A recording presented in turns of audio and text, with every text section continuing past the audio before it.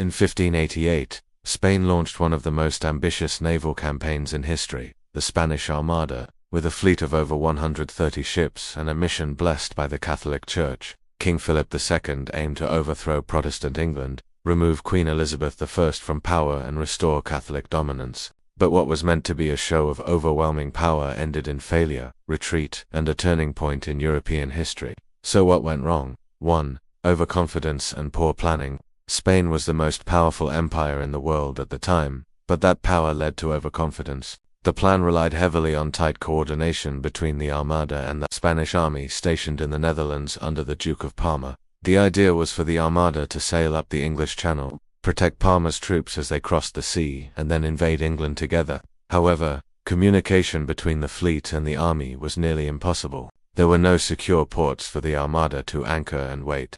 The tight coordination required was too ambitious in an age without reliable long-distance communication. 2. Inferior naval tactics. Spanish ships were designed for carrying troops and engaging in close combat, relying on boarding enemy vessels. English ships, on the other hand, were faster, more maneuverable, and better suited for long-range gunnery. Under commanders like Sir Francis Drake and Lord Charles Howard, the English Navy used hit-and-run tactics to harass the Armada without exposing themselves to boarding.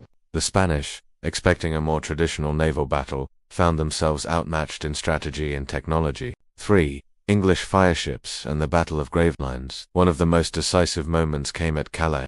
The Armada had anchored off the coast, waiting for Parma's army. In a bold move, the English set fire to several old ships and sent them toward the anchored Spanish fleet. In chaos and panic, the Spanish ships cut their anchors and scattered, breaking formation. The next day the English attacked at the Battle of Gravelines. The Spanish ships, now disorganized and vulnerable, were badly damaged. Though not many ships were sunk, the psychological and tactical blow was significant. The Armada's goal was no longer invasion, it became survival. 4. The weather factor. After the failed rendezvous and the damage at Gravelines, the Armada was forced to retreat north around Scotland and Ireland to return to Spain.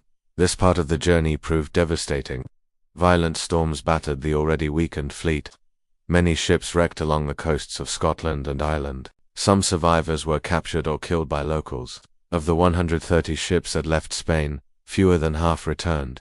The unpredictable Atlantic weather became a decisive enemy, one the Spanish had not anticipated. 5. Political and religious missteps. King Philip II framed the campaign as a holy crusade against Protestant heresy, but the religious rhetoric did not inspire the loyalty he had hoped for in England. Instead of rising up in support of the Spanish, English Catholics largely remained loyal to Queen Elizabeth. The Spanish had also underestimated English morale and the country's growing national identity, which rallied around Elizabeth and the cause of Protestant resistance. Conclusion: a turning point in history. The defeat of the Spanish Armada marked a turning point. It ended Spain's dominance at sea and signaled the rise of England as a major naval power. While Spain remained a global empire, the myth of its invincibility was shattered. The Armada's failure was not due to one single mistake, it was a combination of flawed strategy, poor communication, outdated tactics, unexpected resistance, and the uncontrollable force of nature.